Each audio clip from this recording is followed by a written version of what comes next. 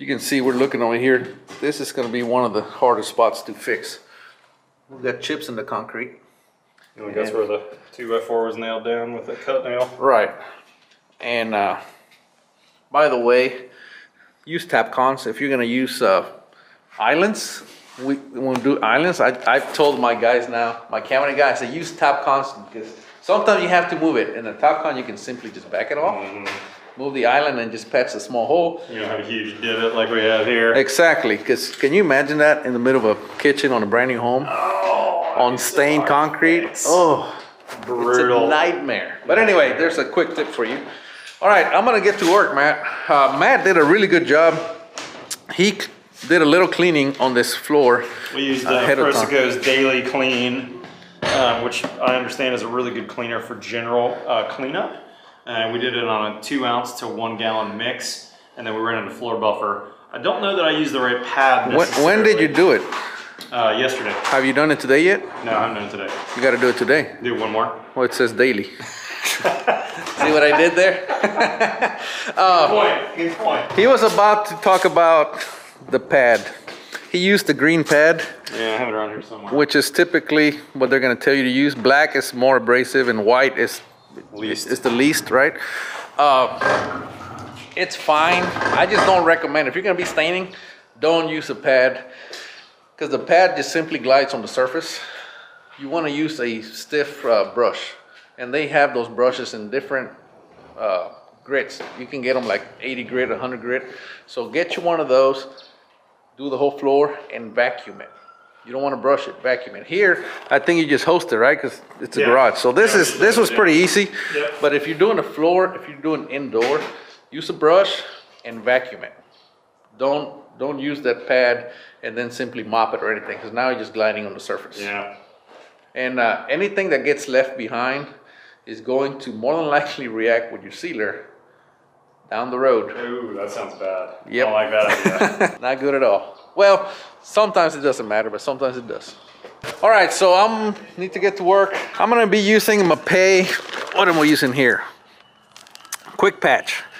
This stuff is really good stuff. Just gonna mix it with water. Take a paddle, mix it into a nice paste, and then I'm gonna go ahead and just put it in all these spots that are, you know, that need some attention. That hole over there, I'm gonna grind it first. That's where this pipe is sticking up out of the ground. I'm gonna get my grinder and I'm gonna grind it flat. Then I'm gonna shove some maybe paper or something down in there, maybe some foam, and then I'm gonna fill up the rest with concrete. That's the plan.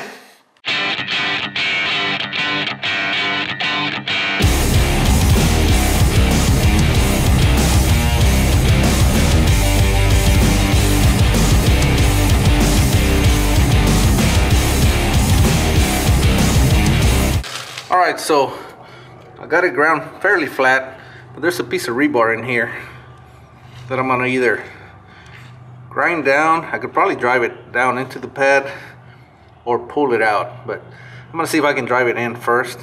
This pipe, I can simply cut it. I can probably just shove it down in the hole.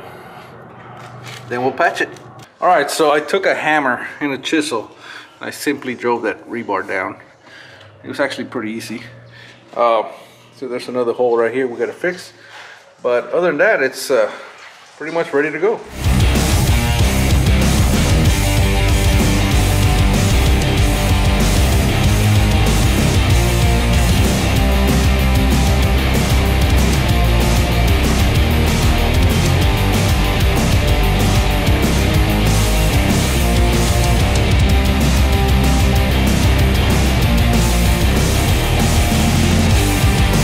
It started raining. It was just like not even a chance in the forecast, and all of a sudden it's raining. Welcome to Texas. All right, so I'm using a drill to mix it. Make sure you mix it very well.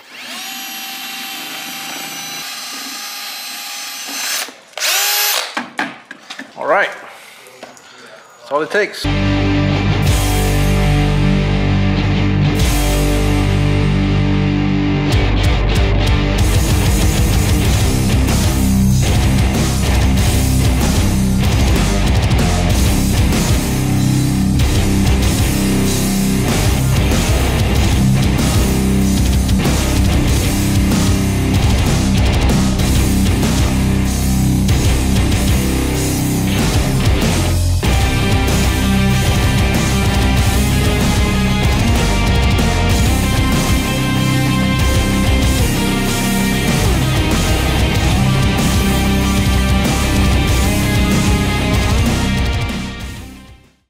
right, confession time.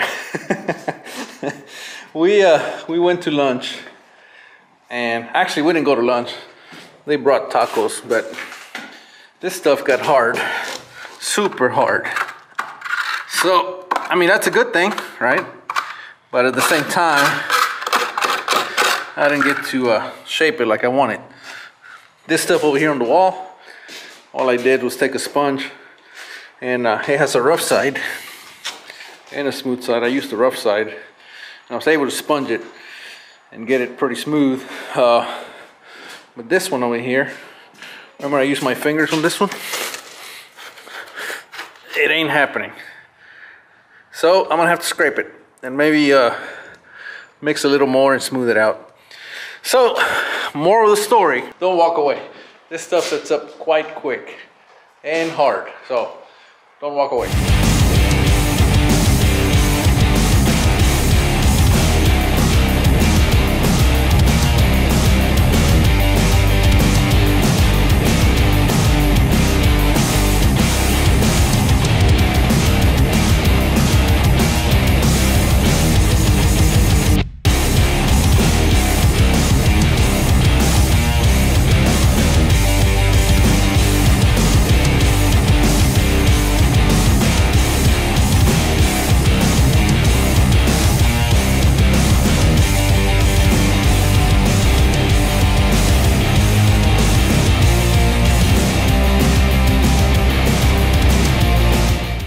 Alright, so I scraped off the excess, which it wasn't all that much.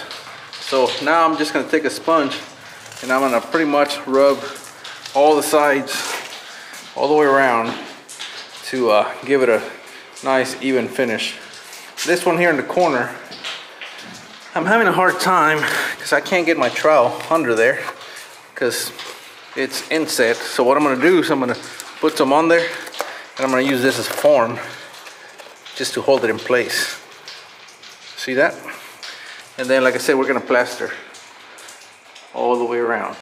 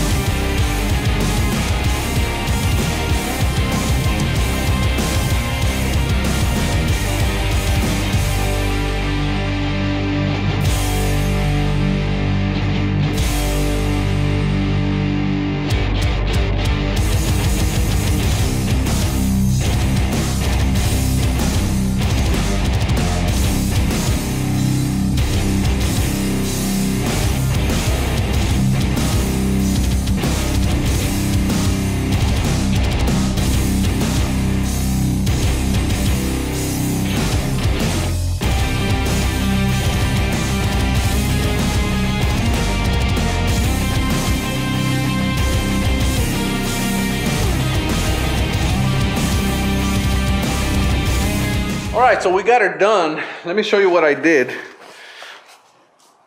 This is still not 100% dry, but I put a light coat, just plastered the curb with that concrete, did all the way around. Right here, it had a big chip in the concrete. Fixed that, went all the way around. There was another chip over there. I'm still working on that one. Not 100% done, but you can see what's going on here. Right here on the floor, I took care of some holes that were here. Again, you don't want to do too much right now. That's all you need to do. If you do too much, if you try to get it nice and flat, you're gonna have, if there's any shrinkage, it's gonna have a concave surface, and then when you put the epoxy, you're gonna see it. Or whenever you go to grind it, it's not gonna grind. So you want to build it up. Let me show you over here as well. This is where the pipe was. See, I built it up.